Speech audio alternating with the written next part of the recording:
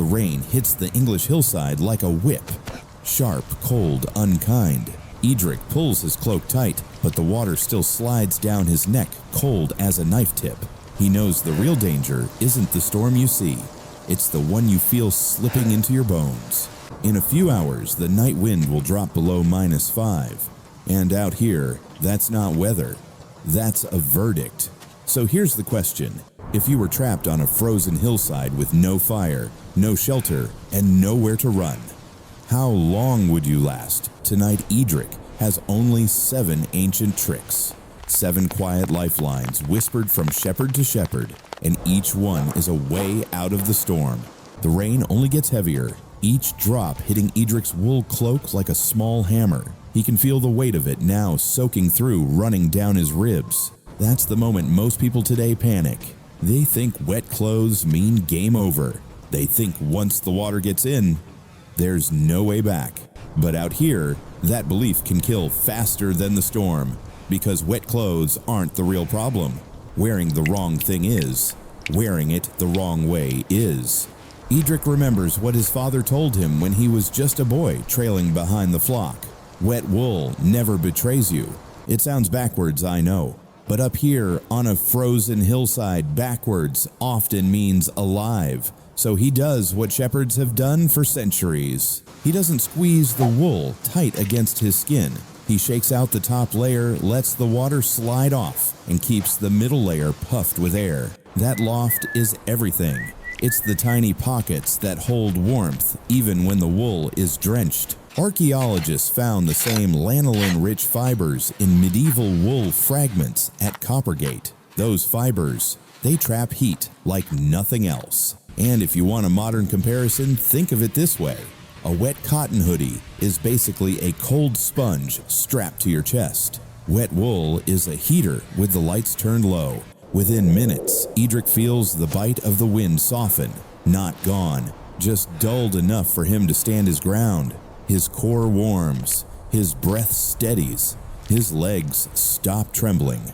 But that's only the top half of the battle. The rain starts slanting sideways, riding the wind off the ridge. And Eadric knows he needs something else now. A wall that isn't really there. A place where the storm can't quite reach. The wind shifts without warning, a hard sideways shove that turns the rain from falling to flying. In an instant, the hillside becomes a wet wall. The drops don't fall anymore, they attack. Eadric wipes his eyes, but the water keeps coming, hitting from the side like a thrown handful of needles. This is the kind of rain that strips you in minutes. The kind that's been recorded across the Peak District rain that doesn't just soak you, it overwhelms you. If you're caught out here with no shelter, it's a coin toss, and the storm usually wins. But Eadric isn't guessing. He spots something small in the dark, a slanted ledge of rock, barely noticeable unless you're desperate. Most people today would walk right past it thinking it's useless. But to a shepherd raised in this land, a stone like that is more than a stone. It's a shield waiting to be used. And the twist is, the stronger the wind, the better the shield works. He angles his body 15, maybe 20 degrees, just enough to let the gust push the rain away instead of into him. The ledge catches the rest, breaking the spray, turning a full assault into a glancing blow. Between his chest and the stone, a tiny warm pocket forms a microclimate barely 2 or 3 degrees warmer, but enough to matter. Minutes later, the sideways rain becomes passing rain. Eadric's cloak stops drinking water. His body stops losing heat. And for the first time since the storm turned, he's no longer fighting to stay upright. But storms don't just attack from above. Cold rises too, creeping up from the ground like a second enemy. And Eadric still needs heat, a kind he can't create alone. The rain turns thick, heavier, until the drops become wet snow. It lands on Eadric's cloak, melts instantly, and runs down his sleeves like ice water. The kind that numbs you before you even realize you're losing heat. His fingers are slow now, his legs stiff. That's the silent danger. Once the cold hits your core, the clock starts ticking. Then he sees movement. The flock is gathering shoulder to shoulder, turning their backs to the wind, just like they've done for 1,000 years. No tools, no command. Just instinct sharper than any medieval gear we could have built. They're forming a wall, a living barrier, a windbreak made of wool and breath. Eadric moves toward them, low and careful. He finds the biggest ewe, presses his back to hers, and pulls his cloak over half the circle. The wool is soaked, but the body beneath it burns at 38.8 degrees Celsius. Sheep run hotter than humans, and that heat pours out like a slow, steady furnace. Archaeologists know this too. The Luttrell Psalter shows shepherds sitting against their flock during storms, using the animals themselves as shelter. Within minutes, the air changes. It's a small shift, but on a night like this, small feels miraculous. The wind dulls, the shivering eases. A warm pocket forms around his chest and belly, 10, maybe 15 degrees warmer than the storm outside. It's not comfort, but it's survival. A living heater humming in the dark. And Eadric is finally inside it. But warmth from the flock can only reach so far. And there's one enemy it can't touch: the cold, creeping up from his feet, where the water is pooling and freezing him from the ground up. The wind eases for just a heartbeat. And that's when Eadric feels something far worse than the cold. He can't feel his feet. No sting, no ache, nothing. They're disappearing into the mud like they don't belong to him anymore. That's the danger most people never see coming. Wet feet don't just hurt, they shut down circulation and open the door to frostbite faster than any blizzard. Medieval shepherds didn't fear snow. They feared soaked leather boots that stayed wet all night. Eadric recognizes the signs, and he knows he's running out of time. He reaches into his cloak pocket, fingers stiff, breath shaking, and pulls out a small bundle most people today would toss aside. Dried moss. To us, it's debris. To shepherds, it was survival. He crushes it gently, waking the tiny air pockets inside.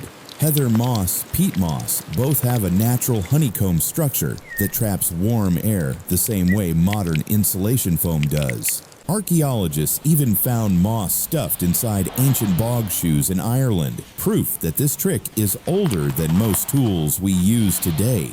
Eadric packs the moss deep into his boots. The moment it touches his skin, it gets to work, not by creating heat, but by guarding the heat his body is already fighting to hold. A passive heater powered by instinct. Minutes later, the numbness breaks. His toes tingle, then warm. Blood flow returns like a slow drum beat. He's still in danger, but he's fighting again. And now he needs shelter, even a tiny one. A place to stop losing heat before the storm claims the rest. And for that, he has only his cloak left. Night drops fast on the hillside, faster than Eadric is ready for. The sky turns black, the rain keeps hammering, and his body is close to giving out. He needs 5, maybe 10 minutes to breathe, to reset, to keep from collapsing. But stopping an open rain is the quickest way to lose that fight. One pause in the wrong place. And the cold finishes what the storm started. Then his hand brushes the fibula pin on his cloak. A tiny piece of metal most people today would call decoration, but for a medieval shepherd, it was a hinge, a doorway to shelter. Eadric drops to his knees. He pulls the cloak forward, tense it over his legs, and props it up with his knees like a miniature frame. He locks the fabric with the pin so the wind can't tear it away, then leaves a narrow breathing gap to keep condensation from trapping more cold inside. Simple, low-tech, surprisingly brilliant. We even see shepherds doing this in the Maciejowski Bible Survival hidden in a manuscript. Within minutes, the storm sounds different. The pounding rain softens to a steady tapping above his head. Inside the cloak, the temperature climbs 2, maybe 3 degrees. Not enough for comfort, but enough to stop the freefall. Enough for his bones to rest while the night keeps raging outside. It isn't luxury, it isn't warmth, but it's a safe pause in a merciless storm. And for Eadric, that little pocket of heat is just enough to wait for the first hint of dawn. Sheltered for a moment under his cloak, Eadric feels where the storm is striking next. Not his back, not his legs, but that thin, exposed line at his neck. The storm doesn't ease, it presses harder. Cold rain snakes down Eadric's neck, slipping into that narrow gap between cloak and skin. Most people today worry about covering their head. But old shepherds knew the real weak spot. Lose warmth at the neck, and you lose the warmth of your lungs. Your breath turns sharp, your chest tightens, your body starts shutting down from the inside out. Eadric feels that collapse beginning. Every inhale is a bite. Every exhale feels stolen, so he reaches up, fingers stiff but stubborn, and pulls out a short strip of coarse wool tucked inside his cloak. It looks simple, nothing more than rough cloth, but archaeology says otherwise. At York's Coppergate excavations, Anglo-Scandinavian graves revealed woolen neck wrappings, worsted tabby-woven small gaiters built for one purpose, protecting the throat's heat line on cold, wet nights. Eadric wraps the wool around his neck, not tight, just enough to trap the warmth trying to escape. Even damp, the lanolin-rich fibers hold heat like a natural heater hidden inside rough fabric. Within moments, everything changes. The sting fades. His breathing deepens. Thermal studies show guarding the neck can cut heat loss by 10 to 20%. And up here, that difference decides who stands and who falls. It's old shepherd wisdom with a twist. Not the head, the neck. Warm the throat, save the lungs. Warm the lungs, save the man. But the night isn't finished with him, and Eadric knows the next threat won't hit his breath. It'll hit his hands wet numb and moments from failing him. The storm keeps grinding on, and Eadric feels the next weak point in his arm are his hands. They're soaked stiff, slow, the kind of cold that makes your grip fail long before your legs do. A shepherd without his hands is a man without a weapon, without a staff, without control of his flock. He needs heat fast, but there's no fire on this hillside, only rain, wind, and whatever the earth gives him. That's when he spots it. Heather. Dry, brittle stems poking out from a patch the storm hasn't flattened yet. To most of us today, it's just brush. But archaeology paints a different picture. From Orkney to the Hebrides to the Cairngorms, excavations show dried heather stuffed inside shoes, gloves, even bedding. Historic Scotland documents the same habit, a natural insulator used by shepherds, farmers, Norse settlers. Eadric snaps a handful of stems and crushes them gently, waking the tiny air pockets hidden inside. Then he cups the bundle between his palms beneath his cloak. A simple move, but a smart one. Dry heather has a porous sponge-like structure that traps warm air the way low-density wool does. No flame, no magic. Just heat that stays put instead of escaping. Within moments, he feels it, a slow burn spreading through his fingers. The stiffness loosens. The ache softens. His grip returns steady and sure. He can hold his staff again, guide the flock again, fight the night again. But the wind isn't easing. If anything, it's picking up, and the path home is still lost in the dark. Dawn finally reaches the hillside. Soft, pale, barely there, but it's enough. Eadric stands in the weak morning light, soaked, exhausted, but still upright, not because he's stronger than the storm, but because he understood the old tricks carved into his people's memory. Wool, stone, breath, flock, cloak, heather. None of them glamorous, all of them lifesavers. They weren't tricks to show off with. They were lessons paid for in cold, long nights, and sometimes in lives. And it makes you wonder. We have roofs, heaters, dry coats, flashing thermostats, all the comforts the modern world swears by.